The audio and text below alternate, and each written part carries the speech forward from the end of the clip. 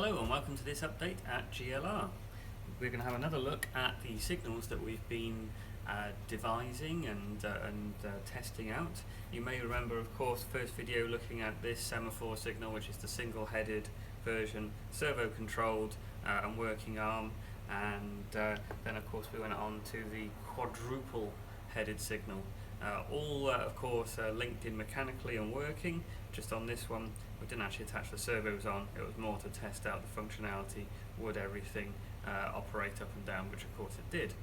But these ones are just prototypes, so these were printed in one colour and then we had to paint in the correct colours. So for instance, this was all black and it's been painted white, and we didn't really clean it up that much because we wanted to make sure that the actual concept worked.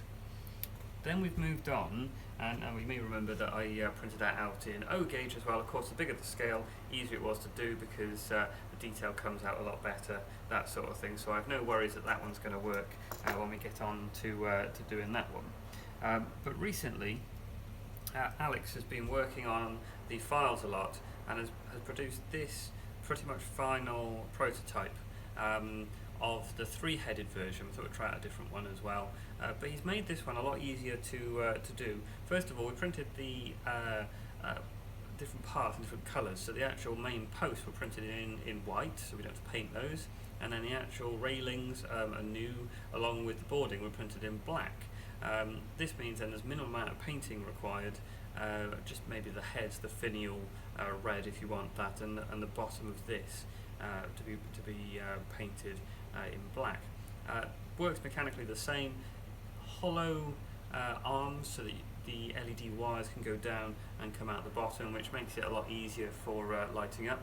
So this one next week should be all hooked up with servos, lights on, that sort of thing. Little man on there just for size.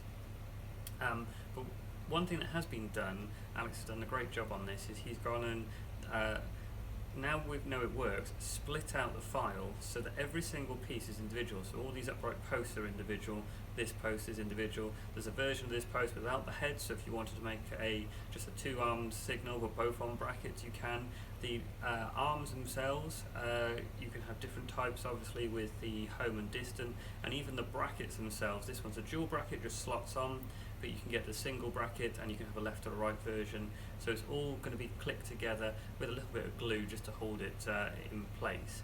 The reason we're doing this is because we'd like to offer this as a kit as well. So rather than us maybe building them all, some people might want to have a kit themselves to customise it fully, moving everything exactly where they want it, but want a kit that's quite easy to assemble. So this one should be that.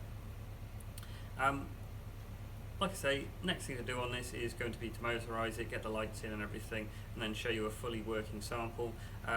They are on the website, but they're currently showing us out of stock on purpose because we want to perfect these before we start allowing them to be ordered.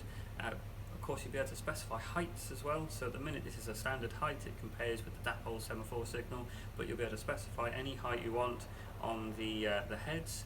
And we're even, and it's being developed at the moment, looking at the working ground disc signals, the shunt signals. Now of course the disc comes out very, very small because they're in real life around about a foot.